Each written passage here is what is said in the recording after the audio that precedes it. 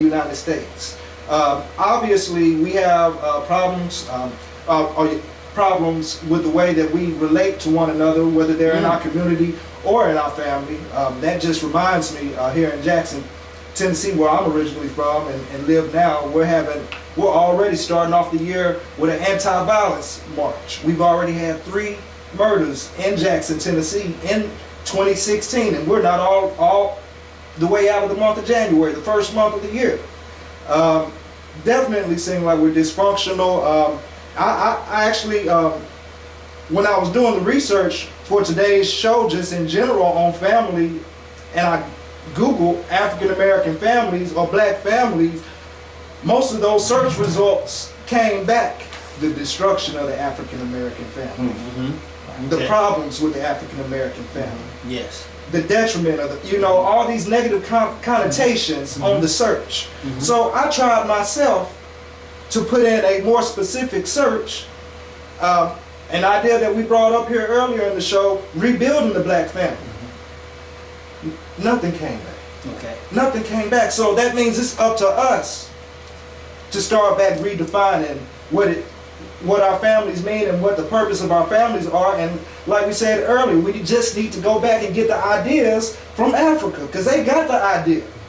We've lost the idea. We've been conquered. We've got to go back and see how our ancestors and how the people who were not conquered or who are amongst each other are running their families. Well, let me ask you this, Jeffrey.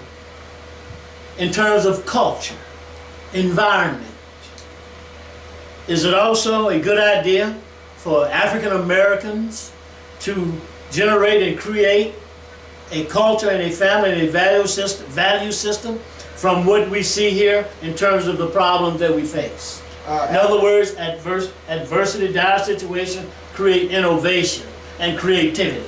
Is that a viable or plausible idea? Absolutely. That's what we're here for, is to create. We're here to create when we have a problem, we create a solution. Okay. One example of that, we just got past the holiday season, the 4th quarter. An example of that would be Kwanzaa. What Brother Karinga does, he created an ideology of Kwanzaa for here in the United States amongst African Americans for us to worship and celebrate. Okay. That's in the spirit of creation, and that's something that goes along with social construction and creating our societies and values for ourselves. Okay. So if I say draw ideas from the continent, and at the same time draw ideas from this country and have them tailor-made to fit our situation right here in this country. Absolutely. We create automobile, create whatever needs to be created, water system, harvesting water, whatever the case may be. So we're in agreement on that, is that right? Absolutely, and it have to start first with, and I know this sounds very surface level, but we got to get on the same idea. We got to get on the same idea. What are we out here living for? What are we out here relating with one of each other for? And we're in an oppressive state. We got to get on the same idea and be problem solvers. Be problem solvers. You raised a great question. Omar, sounds like he's saying, in general terms, we're just loose on the planet. Running around here, loose on the planet. May I read something right quick? A quick sentence. It says right here, Omar, toxic role models that guide children into a culture of destructive behaviors must be challenged. Can I add something to that? Yes, ma'am. African American men or black men, we should be leading the charge and challenging everything that is destructive and toxic to our families and loved ones. Is that correct, Omar? Yes, sir. Okay. When you think about it, a lot of the toxic role models that our children have offered up to them are offered up to them by the enemies of black people. Because they pay these people. I was just looking at something today on MTV. My wife had said, look at the depiction they have of the black Jesus. Here's a black Jesus that's smoking a cigarette. He had a brunette wig on, going through the hood, doing some stupid stuff. And of course, he got his black disciples around him doing the same nonsense. They have church, you know, it's lunacy. But if they had a white Jesus, he wouldn't be doing any of that. But that's an image they give us, and what they're doing is making mockery of the historical fact that there was a black Jesus. But if you go even beyond the, you know, the religious aspect of it, let's go into the community itself. The heroes among many of our children is the gangster rappers. That's why we have the Bloods, the Vice Lords, the Crips, the GDs, and all the other young people we have that have gone into that direction. Those are, you asked earlier, you know, where are the warriors? Where are the ones who are going to win this battle? They have been overtaken by white supremacy and driven into that kind of style because they can't find jobs. A lot of them don't graduate high school. They have no economic opportunities to take care of themselves, and they go where they can go. Because the biggest employment office right now in the black community is a drug dealer. And of course, the drugs are controlled by the white powers that be. The economy is controlled by the white powers that be. The president offered, even though he says he's going to do some things for us and for the country, he's going to end two wars. Hell of wars are still going on, and they've gotten worse. They're not controlled by us either. But the white powers that be give us the image, they paid those actors well to portray that image. And somebody, you know, think about it. Some of these rappers that do the rap music, they have never lived that lifestyle. Some of them have college degrees. They have never been in poverty, never had a single gun fired, a single gun with a bullet in it. But they talk about it like they're doing it because they have some musical talent and somebody will pay them to do that mess. And our children think it's real and they follow that nonsense down that road right into the penitentiary system. Okay. Hey, look, if you want to be on the program, give us a call right here at 901-327-2500. 901-327-2500. Right here. Talib, Yes. is it reasonable to think when we look at our entertainers and athletes and we see all of the dancing and singing going on, and then you see, check this out. You've got, what's her name, Belle and Sam Smith, these people who call themselves white, they are now the soul, the new icon of soul. And you see them mixed in with our people and diluting gift, skills, and talents of African Americans. Is it reasonable to assume that someone behind the scenes is paying some of our own people to do destruction in the African American community? Is it reasonable to I'm sure it's reasonable to think that, you know. But in addition to that, there are many who are unpaid, who are just doing it because they have a misunderstanding or they feel as if though they are above the common black man and woman, and that they have a right to interject their foolishness over on the general population. You know, and I remember saying years ago, months ago on this station, that, you know, we're like herring fish that's in the ocean. We create a big pool and individuals out there just throwing nets out there and pulling us in by the net load, you know, for their own benefit. You know, but I would like to add that that's a problem with our family structure. You know, anything negative that's happening to us is a result of our ineffective family structure. I don't care what it is. It's fundamental and basic. You know? But I would like to add this too, that we have people out here in our community who would say, I'm no African. I've never been to Africa. You know, they give up their heritage to one of the largest and most richest continent on the planet. The most modern continent on the planet is Africa. Yes. The most diverse. A country that has 1,000 languages. You know, now we was, because we monolithic, we kind of like think that everybody ought to speak the same language. No. That's power. That's the power of that continent. And 1 in every 3 Africans is middle class. Now just think about that. 1 in every 3. We as African American and our families not even on the Richter scale. Nowhere near it.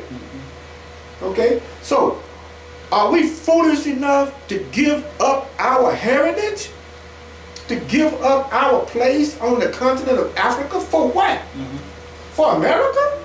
Be real. And if we're gonna ever get reparation as a family on this planet Earth, it's gonna come from Africa. Yes. Okay. It's not gonna come from here, it's gonna come from Africa. So stop that foolishness out there claiming that you are not African. I've never been there. Have you ever heard a Caucasian, European, or what's the other one? Anglo-Saxon. Anglo-Saxon. Yeah, Have you yeah. ever heard one say, I'm not from Europe? That's right. I'm not tied with Europe. I ain't never been to Europe. That's right. Never Right. heard that mess before. Right, that's- So yeah. that's insanity. It's insanity. Let's stop that. Let's Right, go right. on and look at Africa. Take those examples over there. Let us build from there. Okay. Here. Okay. And then we can approach our African brothers and sisters Yes. one day in the future and tell them we need some money, we need the reparation. They'll give it to us. Yeah. It's our right. Okay. The number to call is 901-327-2500. Grab a line. Get on the phone. We're talking about the African American family, among other things. Talud, you just pointed out the foolishness, the propaganda, the indoctrination that makes our people think foolishly. They think it is not borderline insanity, it is absolute insanity. Jeffrey, we're talking about family structure. I want to ask you this question. What is the difference between, Talud mentioned earlier, the wild. Let's take the continent of Africa, where there's, I don't know how many varieties of animals. 4 legs, long mouths, big jaw, all that. And they have families. What is the difference between the Homo sapien, human like us sitting at this table, and those animals in the wild? Help us with that. What is the difference? And I raised that question for a reason, because I want to get at something.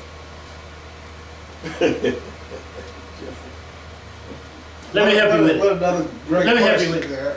And what aspect do you want a difference? Okay, very good. Good. In the aspect of thinking and planning, producing and surviving. Okay, let me take a little closer. That when you look at them, lions and tigers, they operate primarily by instinct, because they do the same thing every time over and over again. Now, there apparently may be a system of communication. I don't understand the language, but I know more about myself and us, people like us sitting at the table. So, there must be something wrong with us as black men, African American, in terms of planning, structuring, guiding, and educating our families and holding those families together. That was why I raised that. Okay. So I raised that to say that this is serious. This is serious. Right. When we look at that. Well, I'm gonna go ahead and Break it down. okay. The original question would be what would be the difference between those wild animals and Homo sapiens?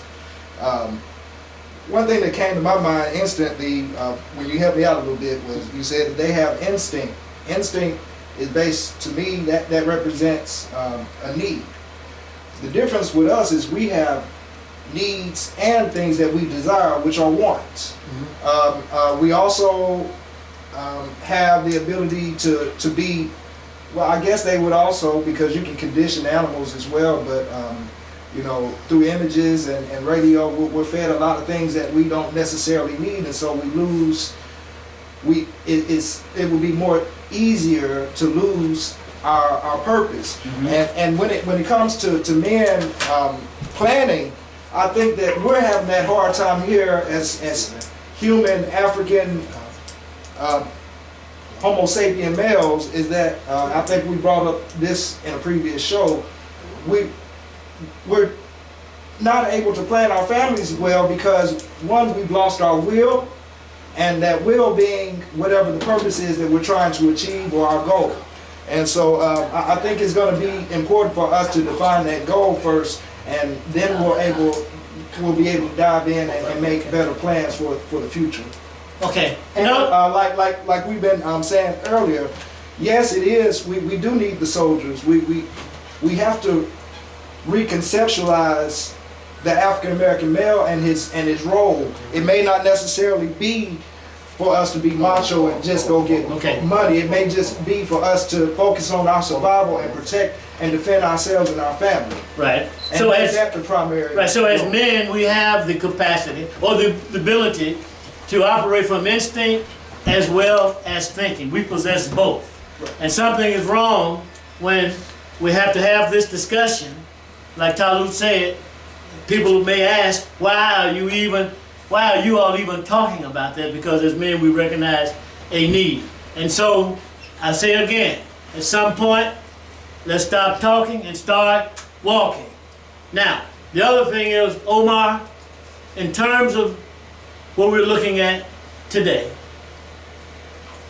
what would you say that would be a next initial step in response to what we need to do as men in terms of our families, women and children, home, businesses, all that, production, all that? Let me say that this show is brought to you in part by the law office of Deshaun Peoples. He's the attorney that's handling the case of Darius Stewart, the one who was gunned down by a police officer. This young man is unarmed. And if you ever need sound legal advice, if you're up against the wall, do not go to court without him. Deshaun Peoples, you can reach him at 901-605-3887. I also like to remind our audience about the Marcus Garvey Institute. Yes. Please contact Brother Jabril Shabazz. He can be reached at 643-6271. Right now, the Marcus Garvey Institute is an icon in our community. We cannot let it fail. Okay. Whatever